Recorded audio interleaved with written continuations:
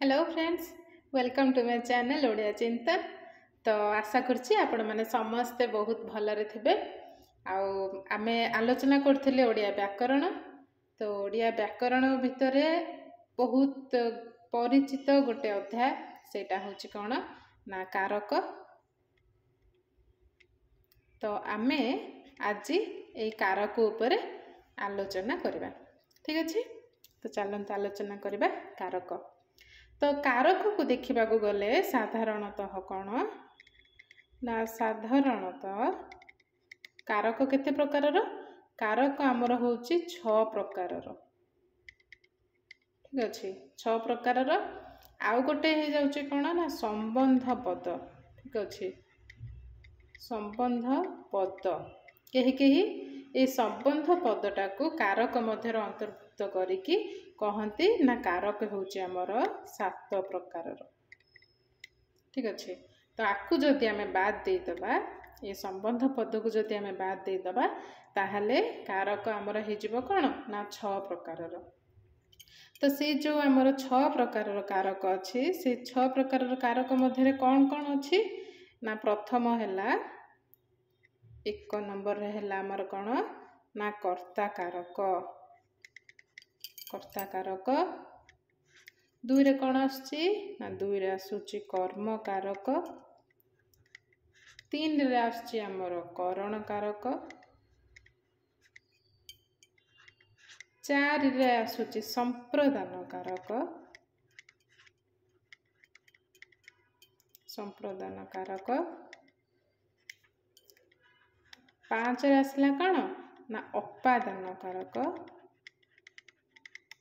अपादान कारक एवं 6 आसिला अधिकरण।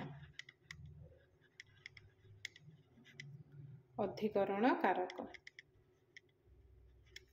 आउ जो 7 नंबर कहिथिले ना सेटा हला हमर संबंध पद नट कारक। ठीक अछि, एटा हे गेला हमर संबंध पद। एटा कारक मध्य रे जाउ नाही, विवेचना करा जाउ नाही। ठीक अछि, तो आमे कोन कोन देखिले ना कर्ता कर्म करण संप्रदान अपादान अधिकरण संबंध पद। संबंध पदटा गोटे अलगा क्लास नहीं जिबा। ठीक अछि, तो चलंतु आलोचना करिबा कर्ता कारकटा कोन। तो कर्ता कारक कोन कर्ता होची जे करे। ठीक अछि, जे करे कोन जे करे बा कराए करूथिबो किंबा तांको द्वारा होउथबो। से करूथिबे तांको द्वारा हेबा अलगा कथा, जे करूथिबो बा करौथिबो। ठीक अछि, जहा द्वारा करा हबो सेटा हे गेला हमर करण कारक। जहा द्वारा करा होची सेटा कोन हे जिवो सेटा हे जिवो हमर करण कारक। तो जे करे बा कराए सेटा हे गेला हमर कोन कर्ता। कर्ता ना कोन उदाहरण नबा जदि कर्ता कारक रे मो उदाहरण रे कहे ना छात्र व्याकरण पढुछि। छात्र व्याकरण पढुछि। ठीक अछि, तो एठी कौन हे गेला हमर देखंतु ना छात्र व्याकरण पढुछि। एठी जदि कमु कहिबी ना किए व्याकरण पढुछि किए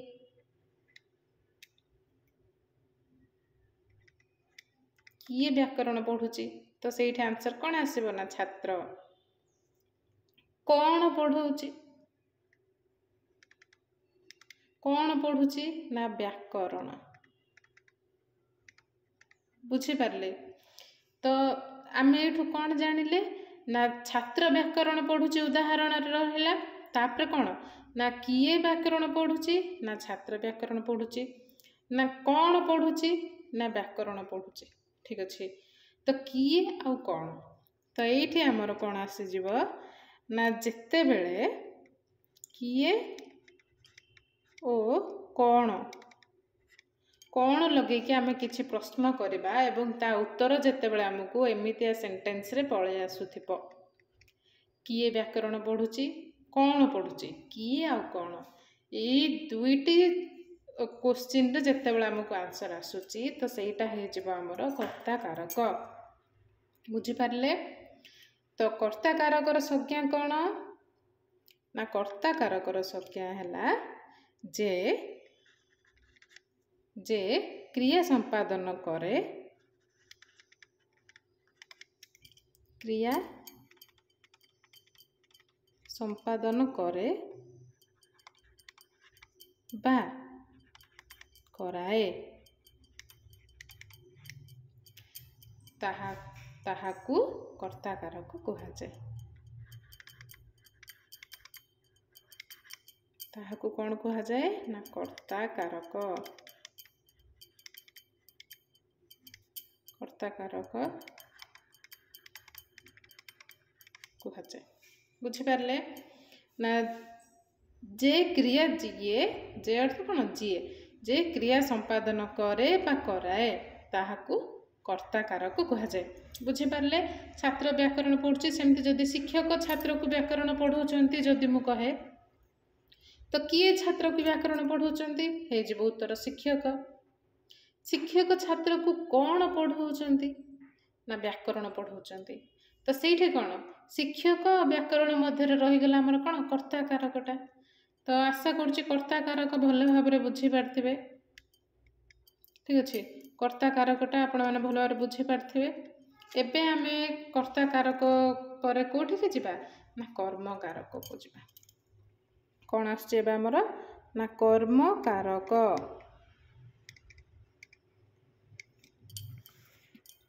कर्म कारक कौन एबे जानंतु मु जदि कहे उदाहरण नबा जदि ठीक अच्छे उदाहरण खारबेल मगध जय करथिले खारबेल मगध जय करथिले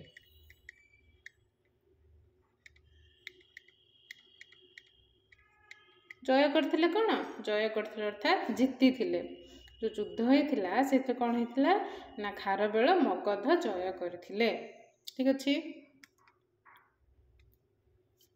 तो एठी कौन होचे देखंतु एठी जदि मु कहे ना खारबेल कौन जय करथिले ठीक अच्छे खारबेल कौन जय करथिले एठी जदि मु कहे ताहले तार उत्तर कौन हो मगध कौन जय करथिले ना मगध जय करथिले। तो कौन आर संज्ञा को आमे देखिबा को गले कौन पाइबा ना कर्तार कर्ता किए एठी ना खारबेल किए लगे कि प्रश्न करंतु किए मगध जय करथिले किए आउ कौन ए दुईटा सब बेले मन रखिबे कोथि पई ना कर्ता कारक पई किए कौन एठी किए आउ कौन लगे कि प्रश्न करंतु तो ना किए मगध जय करथिले उत्तर रे कौन आसीबो खारबेल खारबेल कौन जय करथिले ना मगध ठीक अच्छे। तो सेठी कौन हो जाउची सेठी हमर हो जाउची ना कर्ता कारक। तो कर्ता कारक जेहेतु सेटा हो गला तो ये आम कौन पढ़ुचे ये आम पढ़ुचे कर्म कारक। तो कर्म कारक कौन ना क्रिया संपादन रे जहा अभिलषित बा प्रधान लक्ष्य एटा तो हो गला हमर ग्रामाटिकल वर्ड ताकू छाड़ी के जदि आम साधारण शब्द रे देखिबा ना कर्ता संपादन करबा पई जहा आमको आवश्यक पड़े अर्थात खारबेल कौन जय करथिले ना मगध जय करथिले ठीक अच्छे। तो सेठी कौन हो जाउची देखंतु ना क्रिया संपादन रे जहा अभिलाषित बा प्रधान लक्ष्य ताहा कर्म कारक अर्थात मगध हेउची एठारे कर्म कारक अभिलाषित अर्थात जहा शेष को आवश्यक आवश्यक प्राप्य ठीक अच्छे। तापर कौन जहा अभिलाष कौन अभिलषित अर्थात से प्राप्य ଆକୁ ପ୍ରାପ୍ୟ କରିଛନ୍ତି, ମଗଧ ପ୍ରାପ୍ୟ କରିଛନ୍ତି। ଆବଶ୍ୟକ ତାଙ୍କର ଖାରବେଳଙ୍କର ମଗଧଟା ନିଶ୍ଚିତ ଭାବରେ ଆବଶ୍ୟକ, କାରଣ ସେ ମଗଧକୁ ଜିତିଛନ୍ତି। ଠିକ୍ ଅଛି। ତ ସେଇ ଅନୁସାରେ ସଂଜ୍ଞା ଦେଖିବାକୁ ଗଲେ କ'ଣ ହେଉଛି ନା କର୍ତ୍ତାର ଅର୍ଥାତ୍ ଖାରବେଳଙ୍କର କ୍ରିୟା ସମ୍ପାଦନରେ ଯାହା ଅଭିଳାଷିତ ବା ପ୍ରଧାନ ଲକ୍ଷ୍ୟ, ଯେତେବେଳେ ଯୁଦ୍ଧ କରୁଛନ୍ତି ତ ମଗଧଟା ତାଙ୍କର ନିଶ୍ଚିତ ଭାବରେ ପ୍ରଧାନ ଲକ୍ଷ୍ୟ ହେବ। ଠିକ୍ ଅଛି। ତ ସେଇଠି ହେଇଗଲା କ'ଣ ହେଇଗଲା, ମଗଧଟା ଆମର ହେଇଗଲା କ'ଣ କର୍ମକାରକ। ତ ଉଦାହରଣ ଆଉ ଗୋଟେ ଉଦାହରଣ ନେଇଯିବା, ଆଉ ଗୋଟେ ଛୋଟିଆ ଉଦାହରଣଟେ ନେଇଯିବା। ଠିକ୍ ଅଛି। ଛୋଟିଆ ଉଦାହରଣ କ'ଣ ନା ପିତା ପୁତ୍ରକୁ ଡାକୁଛନ୍ତି। ପିତା ପୁତ୍ରକୁ ଡାକୁଛନ୍ତି। ଠିକ୍ ଅଛି। ଏଇଠି କ'ଣ ହେଇଛି ଦେଖନ୍ତୁ। ତ ଏଇଠି ଆମେ କ'ଣ କଲେ, ଯାହା ଆବଶ୍ୟକ ଅଭିଳଷିତ ବା ପ୍ରାପ୍ୟ। ତ ଏଇଠି ଯଦି ମୁଁ କହେ ପିତା କାହାକୁ ଡାକୁଛନ୍ତି, ହେଲା, କାହାକୁ ଡାକୁଛନ୍ତି, କ'ଣ ଡାକୁଛନ୍ତି, କ'ଣ ଆଉ କାହାକୁ ନେଇକି ଯେତେବେଳେ ପ୍ରଶ୍ନ କରାହେଉଛି ସେଇଠି ହେଇଯାଉଛି ଆମର କ'ଣ କର୍ମକାରକ। ଏଇଠି ଆମେ କ'ଣ ଲଗେଇବା ନା ଏଇଠି ଆମେ ଲଗେଇବା କାହାକୁ। ସର୍ଟ ଫର୍ମ ଗୁଡ଼ାକ ମନେ ରଖନ୍ତୁ, କାହାକୁ ଲଗେଇକି ଯେତେବେଳେ ପ୍ରଶ୍ନ କରୁଛନ୍ତି ସେଇଟା ହେଇଯିବ ଆମର କ'ଣ କର୍ମକାରକ। ଏଇଟା କ'ଣ ହେଇଗଲା, ଏଇଟା ହେଇଗଲା କିଏ ଆଉ କ'ଣ, ଆଉ ସରି ଏଇଟା ହେଇଗଲା ଆମର କ'ଣ କର୍ତ୍ତାକାରକର କିଏ ଆଉ କ'ଣ, ଆଉ କର୍ମକାରକରେ ଆମର ହେଇଯାଉଛି କାହାକୁ। ଠିକ୍ ଅଛି। ତ କାହାକୁ ନେଇକି ଯେତେବେଳେ ଆମର ପ୍ରଶ୍ନ କରାହେଉଛି ତ ସେଇଟା ହେଇଯିବ ଆମର କର୍ମକାରକ। ପିତା କାହାକୁ ଡାକୁଛନ୍ତି, ଉତ୍ତରରେ କ'ଣ ଆସିଲା, ପୁତ୍ରକୁ ଡାକୁଛନ୍ତି। ପିତା କାହାକୁ ଡାକୁଛନ୍ତି ନା ପୁତ୍ରକୁ ଡାକୁଛନ୍ତି। ତ ଏଇଠି ପୁତ୍ରକୁ, ଏଇଟା ହେଇଯାଉଛି ଆମର କ'ଣ ନା କର୍ମକାରକ। ବୁଝିପାରିଲେ। ସେମିତି ଯଦି ମୁଁ ଆଉ ଗୋଟେ ଉଦାହରଣ ଦେଇକି କହିବି ନା ଛାତ୍ରମାନେ ଶିକ୍ଷକଙ୍କୁ ପ୍ରଶ୍ନ ପଚାରୁଛନ୍ତି, ହେଲା, ଛାତ୍ରମାନେ ଶିକ୍ଷକଙ୍କୁ ପ୍ରଶ୍ନ ପଚାରୁଛନ୍ତି। ତ ପ୍ରଥମରୁ କହିଛି ଏଇଠି କ'ଣ କଲେ ଆମେ ଉତ୍ତର ପାଇବା ନା କାହାକୁ ଲଗେଇକି ପ୍ରଶ୍ନ କରିବା। ତ ଛାତ୍ରମାନେ କାହାକୁ ପ୍ରଶ୍ନ ପଚାରୁଛନ୍ତି। ଠିକ୍ ଅଛି। ଛାତ୍ରମାନେ କାହାକୁ ପ୍ରଶ୍ନ କରୁଛନ୍ତି, ତ ଉତ୍ତରରେ ଆମକୁ କ'ଣ ଆସୁଛି ନା ଶିକ୍ଷକଙ୍କୁ ପ୍ରଶ୍ନ ପଚାରୁଛନ୍ତି। ଉତ୍ତରରେ ଆସିଲା ଶିକ୍ଷକକୁ ପ୍ରଶ୍ନ। ଠିକ୍ ଅଛି। ପିଲାମାନେ, ଛାତ୍ରମାନେ କାହାକୁ ପ୍ରଶ୍ନ କରୁଛନ୍ତି ନା ଶିକ୍ଷକଙ୍କୁ ପ୍ରଶ୍ନ ପଚାରୁଛନ୍ତି। ଠିକ୍ ଅଛି। ତ କାହାକୁ ନେଇକି ଯେତେବେଳେ ଆମେ ପ୍ରଶ୍ନ କଲେ ତ ସେଇଟା ହେଇଗଲା ଶିକ୍ଷକଙ୍କୁ। ତ ଶିକ୍ଷକଙ୍କୁ ଏଇଟା ହେଇଗଲା ଆମର କ'ଣ କର୍ମକାରକ। ଅର୍ଥାତ୍ କାହାକୁ ଲଗେଇକି ପ୍ରଶ୍ନ କଲେ ଯାହା ଆମକୁ ଉତ୍ତର ଆସେ ସେଇଟା ହେଇଯିବ ଆମର କର୍ମକାରକ। ବୁଝିପାରିଲେ। ତ କର୍ତ୍ତାକାରକ ଆଉ କର୍ମକାରକ ଏଇ ଦୁଇଟା ଭିତରେ କିଛି ଆଉ ଡାଉଟ୍ ରହିଲାନି ତ। ବେଶୀ ବେଶୀ କରିକି ଆମେ ପଢ଼ିବାନି, ଅଳ୍ପ ଅଳ୍ପ କରିକି ପଢ଼ିବା ଆଉ ଭଲସେ ମନେ ରଖିବା। ଠିକ୍ ଅଛି। ତ କ'ଣ ଛାତ୍ର ବ୍ୟାକରଣ ପଢ଼ୁଛି, କିଏ ଆଉ କ'ଣ ଲଗେଇକି ପ୍ରଶ୍ନ କଲେ ବ୍ୟାକରଣ ଆସୁଛି। କିଏ ଆଉ କ'ଣ କ'ଣ ଯେ କ୍ରିୟା ସମ୍ପାଦନ କରେ ତାହାକୁ କ'ଣ କର୍ତ୍ତାକାରକ କୁହାଯାଏ। କର୍ତ୍ତାକାରକ ସରିଗଲା। ତାପରେ ଆସିଲା କ'ଣ କର୍ମକାରକ। କର୍ମକାରକ କ'ଣ, କର୍ମକାରକ ହେଉଛି କ'ଣ କାହାକୁ ଲଗେଇକି ଯେତେବେଳେ ପ୍ରଶ୍ନ କରାହେଉଛି ନା କ'ଣ ଖାରବେଳ ମଗଧ ଜୟ କରିଥିଲେ। ଖାରବେଳ କାହାକୁ ଜୟ କରିଥିଲେ, ମଗଧକୁ ଜୟ କରିଥିଲେ। ଅର୍ଥାତ୍ ଅଭିଳଷିତ। ଠିକ୍ ଅଛି। ଅଭିଳଷିତ, ଅଭିଳଷିତ ମାନେ ସେଇଟା ଯେଉଁଟାକୁ ସେ ଆଶା କରିକି କାର୍ଯ୍ୟଟା କରୁଛନ୍ତି ସେଇଟା ମୋର ଆବଶ୍ୟକ। ଯେମିତି ପିତା ପୁତ୍ରକୁ ଡାକୁଛି, ପିତା କାହାକୁ ଡାକୁଛନ୍ତି, ବାପା ପୁତ୍ରଙ୍କୁ, ପୁଅକୁ ଝିଅକୁ କାହାକୁ ବି ତ ଡାକୁଛନ୍ତି ନା। ତ ପିତା ପୁତ୍ରକୁ ଡାକୁଛନ୍ତି, ପିତା କାହାକୁ ଡାକୁଛନ୍ତି ନେଇକି ପ୍ରଶ୍ନ କଲେ କ'ଣ ହେଉଛି ପୁତ୍ରକୁ ଉତ୍ତର ଆସୁଛି ଆମର। ତ ଏଇ ପୁତ୍ରକୁଟା ହେଇଯାଉଛି ଆମର କ'ଣ ନା କର୍ମକାରକ। ଠିକ୍ ଅଛି। ତ ତାପରେ ଆମେ କ'ଣ ଦେଖିବା, ଆମେ ଯେଉଁ କର୍ତ୍ତା ଆଉ କର୍ମକାରକ ଦେଖିଲେ, ଏଇ ଯେଉଁ କର୍ମକାରକ ଆସୁଛି ନା, ଏଇ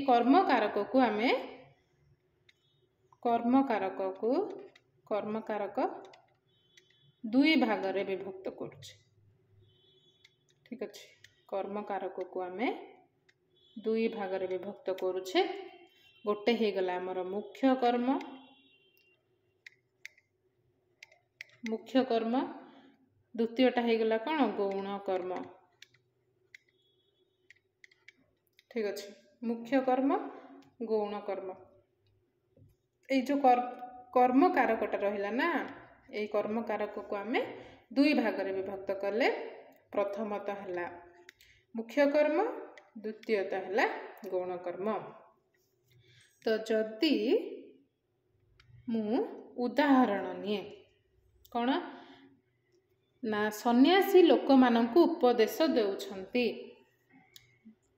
लिखि दबा सन्यासी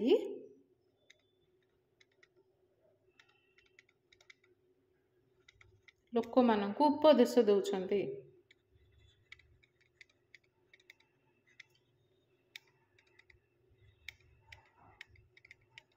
उपदेश दौरान ठीक अच्छे ये गला आमर कौन सन्यासी लोक मानक उपदेश दौरान तो से कौन हो जामर ये कौन है सन्यासी लोक मानक उपदेश दौरान तो मुख्य कर्म आ गौण कर्म कौन कौन आम ए देखा तो ये कौन हो सन्यासी लोक मानक उपदेश दौरान ये आमर उपदेश देउछंती एटा हेजिबा हमर कोन ना मुख्य कर्म बुझी पारले उपदेश देउछंती एटा हे गला हमर मुख्य कर्म आ सन्यासी ठीक अछि सन्यासी हे गला हमर गौण कर्म ठीक अछि। तो सन्यासी लोक मानकु उपदेश देउछंती ठीक अछि तो लोक मानकु आउ सन्यासी